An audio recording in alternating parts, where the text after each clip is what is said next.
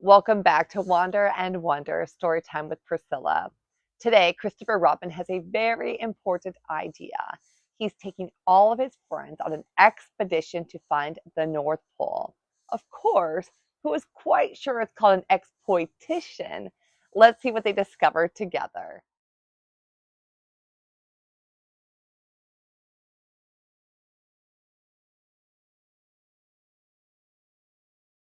Chapter 8, in which Christopher Robin leads an exploitation to the North Pole.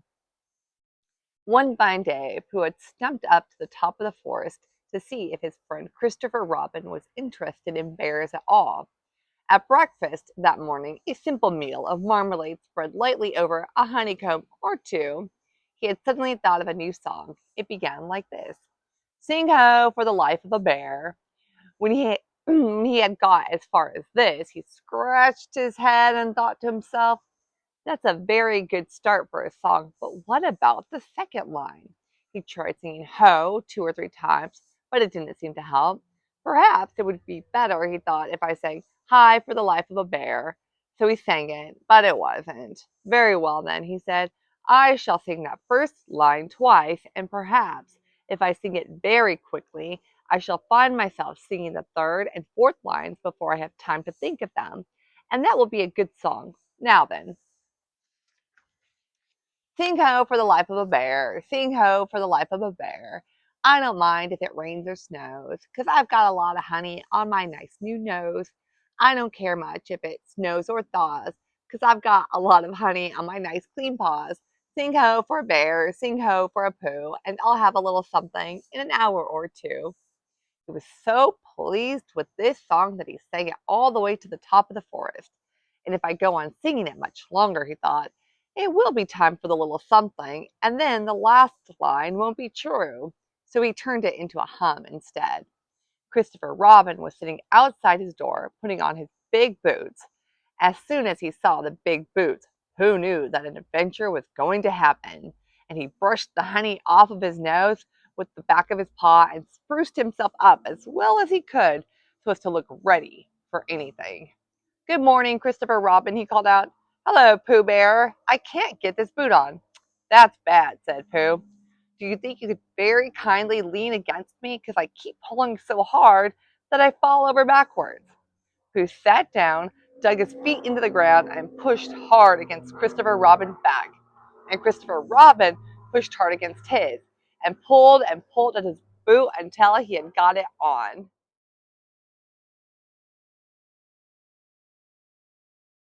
And that's that, said Pooh. What do we do next? We are all going on an expedition, said Christopher Robin as he got up and brushed himself. Thank you, Pooh. Going on an exploitation, said Pooh eagerly. I don't think I've ever been on one of those. Where are we going on this exploitation?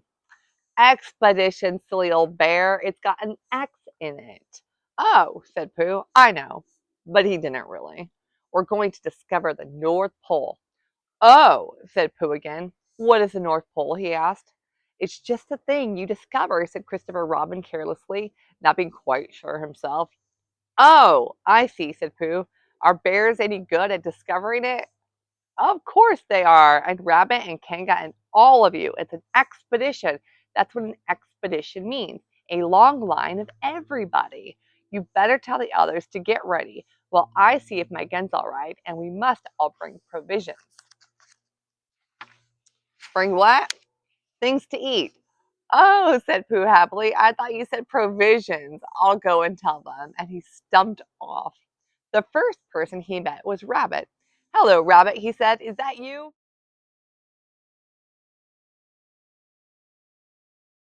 Let's pretend it isn't, said Rabbit, and see what happens. I've got a message for you. We're all going on an exploitation with Christopher Robin. What is it when we're on it? A sort of boat, I think, said Pooh. Oh, that sort. Yes, and we're going to discover a pole or something. Or was it a mole? Anyhow, we're going to discover it. We are we? Said Rabbit. Yes, and we've got to bring things to eat with us, in case we want to eat them. Now I'm going down to Piglet's. Tell Kanga, will you? He left Rabbit and hurried down to Piglet's house. The piglet was sitting on the ground at the door of his house, blowing happily at a dandelion and wondering whether it would be this year, next year, sometime, or never. He had just discovered that it would be never and was trying to remember what it was and hoping it wasn't anything nice when Pooh came up.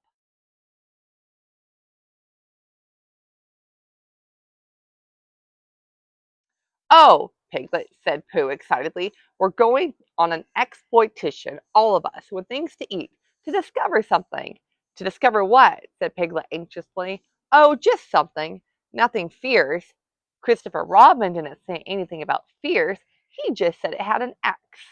"It isn't their necks I mind," said Piglet earnestly. "It's their teeth. But if Christopher Robin is coming, I don't mind anything." In a little while they were already at the top of the forest, and the exploitation started. First came Christopher Robin and Rabbit, then Piglet and Pooh, then Kanga with Roo in her pocket, and Owl, then Eeyore, and at the end in a long line, all Rabbit's friends and relations.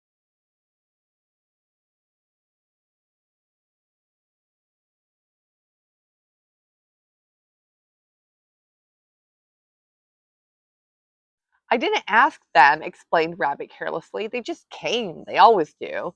They can march at the end after Eeyore."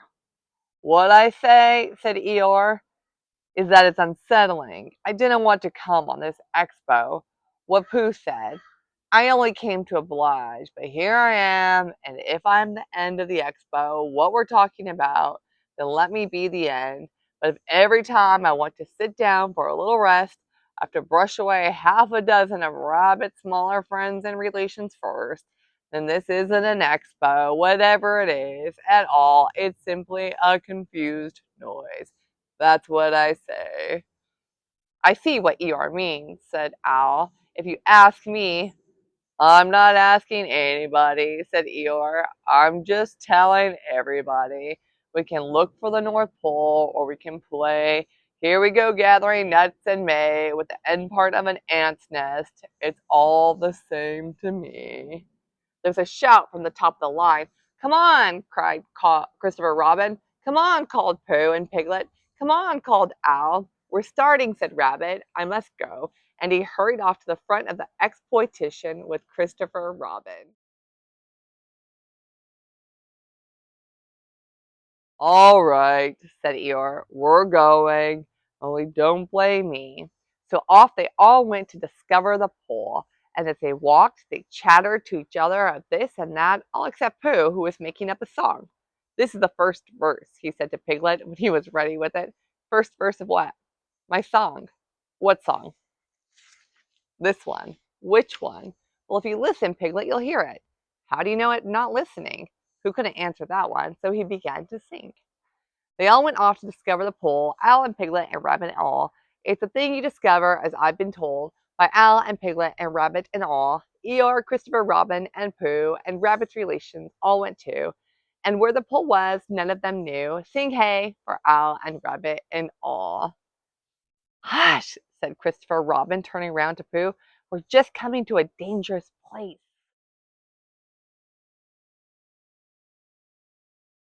"Hush!" said Pooh, turning around quickly to Piglet. "Hush!" said Piglet to Kanga. "Hush!" said Kanga to Owl, while Roo said "Hush!" several times very quietly.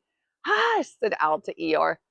"Hush!" said Eeyore in a terrible voice to all Rabbit's friends and relations.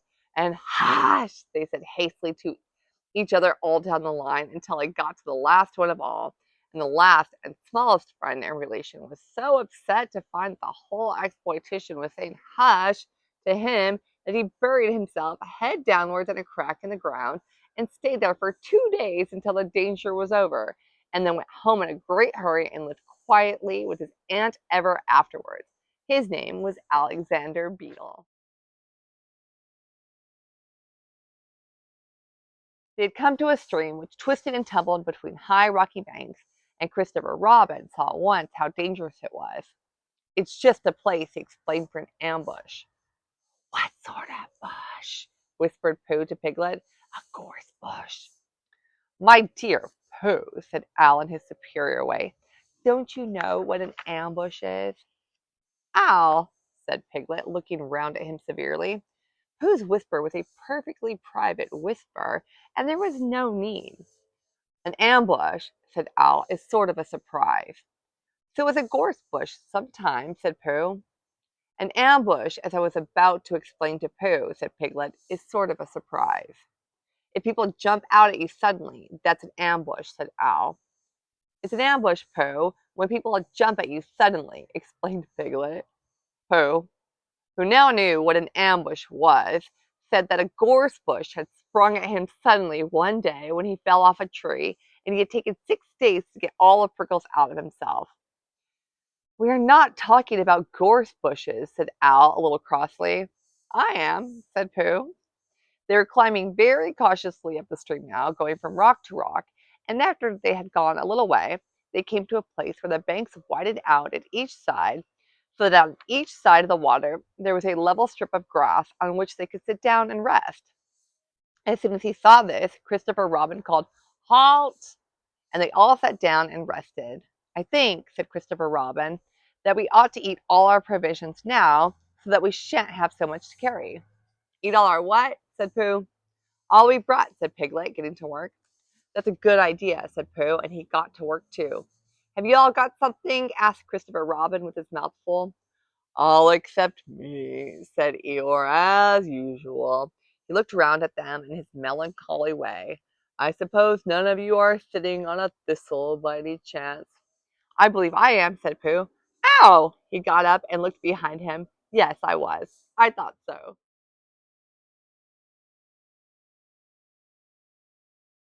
Thank you, Pooh, if you've quite finished with it. He moved across to Pooh's place and began to eat. It don't do them any good, sitting on them, he went on as he looked up munching. Takes all the life out of them. Remember that another time, all of you.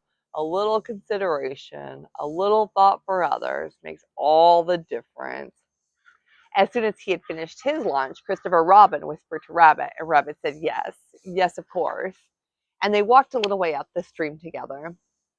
I didn't want the others to hear, said Christopher Robin.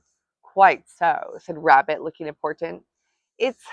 I wondered, it's only, Rabbit, I suppose you don't know. What does the North Pole look like? Well, said Rabbit, stroking his whiskers, now you're asking me. I did know once, only I've sort of forgotten, said Christopher Robin carelessly. It's a funny thing, said Rabbit, but I've sort of forgotten too, although I did know once. I suppose it's just a pole stuck in the ground. Sure to be a pole, said Rabbit, because of calling it a pole. And if it's a pole, well, I should think it would be sticking in the ground, shouldn't you? Because there'd be nowhere else to stick it. Yes, that's what I thought. The only thing, said Rabbit, is where is it sticking? That's what we're looking for, said Christopher Robin. They went back to the others. Piglet was lying on his back, sleeping peacefully. Roo was washing his face and paws in the stream, while Kanga explained to everybody proudly that this was the first time he had ever washed his face himself. And Owl was telling Kanga an interesting anecdote full of long words like encyclopedia, rhododendron, to which Kanga wasn't listening. I don't hold with all this washing, grumbled Eeyore. This modern behind-the-ears nonsense. What do you think, Pooh? Well, said Pooh, I think. But we shall never know what Pooh thought, for there came a sudden squeak from Roo, a splash, and a loud cry of alarm from Kanga. So much for washing, said Eeyore. Roo's fallen in, cried Rabbit, and he and Christopher Robin came rushing down to the rescue.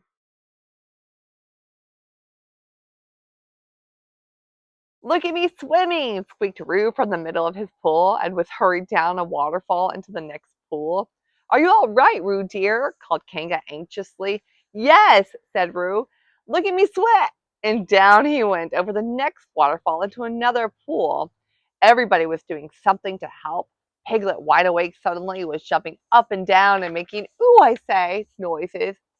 Al was explaining that in a case of sudden and temporary immersion, the important thing was to keep the head above water. Kanga was jumping along the bank, saying, Are you sure you're all right, Roo dear? To which Roo, from whatever pool he was in at the moment, was answering, Look at me swimming! Eeyore had turned round and hung his tail over the first pool into which Roo fell, and with his back to the accident was grumbling quietly to himself and saying, "All this washing, but catch on to my tail, little Roo, and you'll be all right." And Christopher Robin and Rabbit came hurrying past Eeyore and were calling out to the others in front of them. "All right, Roo, I'm coming," called Christopher Robin. "Get something to cross the stream. Lower down, some of you fellows," cried Rabbit. But Pooh was getting something. 2 pools below Roo, he was standing with a long pole in his paws, and Kanga came up and took one end of it, and between them they held it across the lower part of the pool.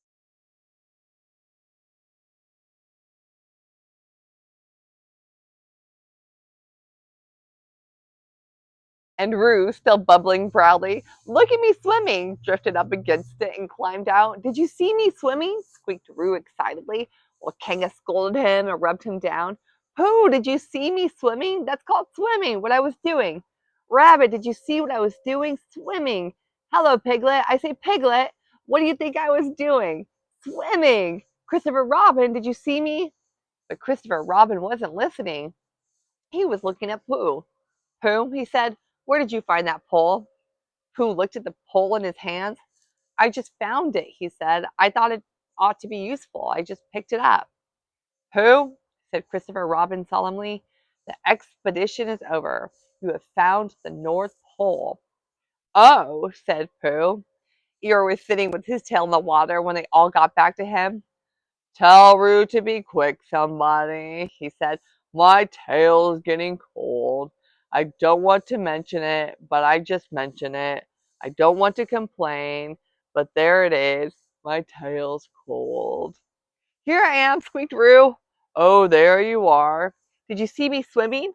Eeyore took his tail out of the water and swished it from side to side. "As I expected," he said. "Lost all feeling. Numbed it. That's what it's done. Numbed it. Well, as long as nobody minds, I suppose it's all right."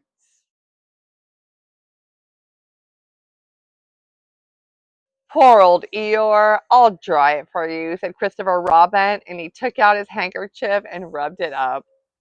"Thank you, Christopher Robin. You're the only one who seems to understand about tails. They don't think. That's what's the matter with some of these others. They've no imagination. A tail isn't a tail to them. It's just a little bit extra at the back." "Never mind, Eeyore," said Christopher Robin, rubbing his hardest. "Is that better?" "It's feeling more like a tail, perhaps. It belongs again, if you know what I mean." "Hello, Eeyore," said Pooh, coming up to them with his pole. "Hello, Pooh. Thank you for asking, but I shall be able to use it again in a day or two." "Use what?" said Pooh. "What we're talking about." "I wasn't talking about anything," said Pooh, looking puzzled. "My mistake again. I thought you were saying how sorry you were about my tail being all numb, and could you do anything to help?" "No," said Pooh, "that wasn't me," he said. He thought for a little and then suggested helpfully, "Perhaps it was somebody else." "Well, thank him for me when you see him." Pooh looked anxiously at Christopher Robin. "Who's found the North Pole?" said Christopher Robin. "Isn't that lovely?" Pooh looked down modestly. "Is that it?" said Eeyore. "Yes," said Christopher Robin.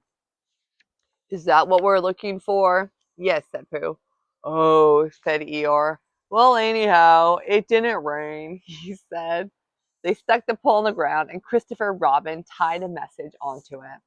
"North Pole discovered by Pooh. Pooh found it." Then they all went home again, and I think, but I'm not quite sure, that Roo had a hot bath and went straight to bed. But Pooh went back to his own house and, feeling very proud of what he had done, had a little something to revive himself. And so the great expedition came to an end with everyone feeling just a little braver and a little wiser than when they began. Even if no one was quite sure what a North Pole was supposed to look like, it turned out that friendship, helping one another, and doing their best mattered far more than having all the answers. Thank you for joining me for today's adventure. We'll see you next time. Bye.